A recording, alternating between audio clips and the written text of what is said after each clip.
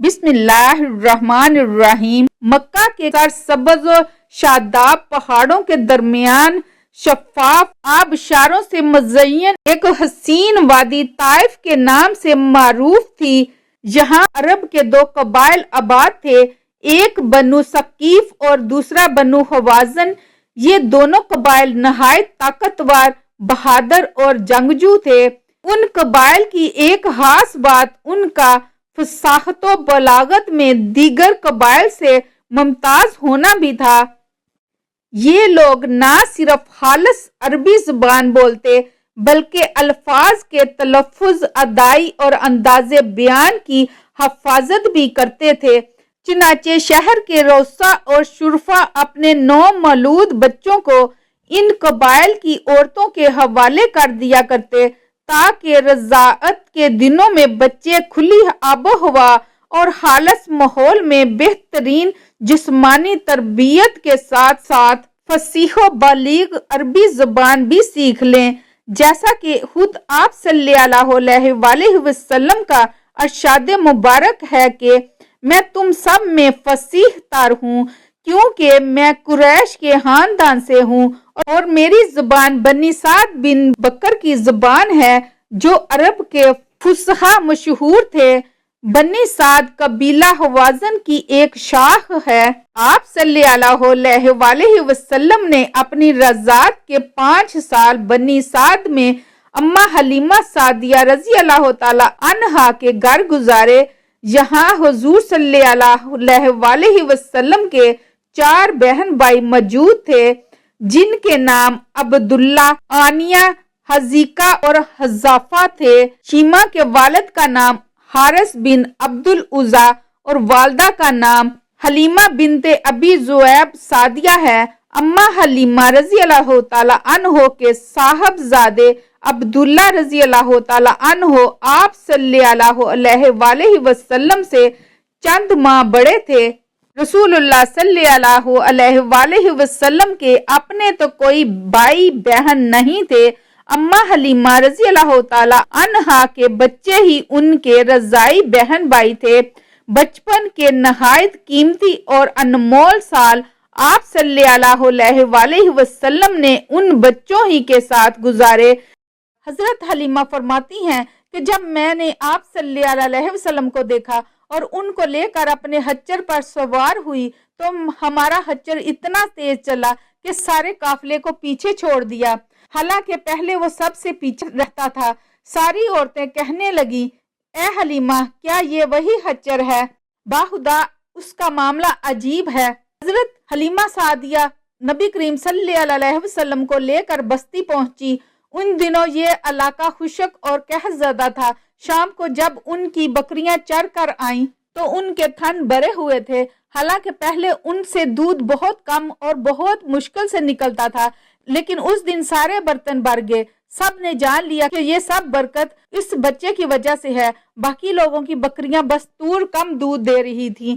حضرت شیمہ رضی اللہ تعالی عنہا نے اپنی محبت کے تمام پھول اپنے رضاعی بھائی پر نچھاور کر دیے۔ حضرت شیمہ شدید گرمیوں کی ایک دوپہر آپ صلی اللہ علیہ وآلہ وسلم کو باہر لے گئی۔ اماں حلیمہ رضی اللہ تعالی عنہا کو فکر لاحق ہوئی تو وہ انہیں تلاش کرنے باہر نکلی۔ کیا دیکھتی ہیں کہ شیمہ آپ کو گود میں لیے یہ اشعار پڑھ رہی ہیں۔ ترجمہ کچھ یہ ہے، یہ میرے وہ بھائی ہیں جو میری ماں سے پیدا نہیں ہوئے اور یہ میرے والد اور چچا کی نسل سے بھی نہیں ہیں، لیکن میں ان پر اپنے معزز ماموں اور چچا فدا کرتی ہوں۔ اے اللہ، ان کی بہتر پرورش فرما۔ اماں حلیمہ نے فرمایا، اے شیمہ، انہیں اتنی شدید گرمی میں لے کر کہاں آ گئی ہو؟ عرض کیا، اماں جان، انہیں گرمی نہیں لگ رہی کیونکہ دھوپ سے حفاظت کے لیے ان پر ایک بادل سایہ فگن رہتا ہے۔ جب یہ چلتے ہیں تو وہاں بادل بھی چل پڑتا ہے اور جب یہ رک جاتے ہیں تو بادل بھی رک جاتا ہے۔ علامہ حافظ ابن حجر رحمۃ اللہ علیہ اپنی مشہور تصنیف الثبات میں تحریر کرتے ہیں کہ کہ شیما آپ صلی اللہ علیہ وسلم کو ہر وقت گود میں لیے رکھتی اور لوریاں دے کر سلاتی۔ اس لوری کا ترجمہ یوں ہے: اے ہمارے رب، ہمارے لیے حضرت محمد صلی اللہ علیہ وسلم کو باقی رکھنا تاکہ میں انہیں بھرپور جوان ہوتا دیکھ سکوں، پھر میں انہیں سردار کے روپ میں دیکھوں، اور اے اللہ، ان کے دشمنوں اور حاسدوں کو ذلیل و رسوا کرنا اور انہیں دائمی عزت عطا فرمانا۔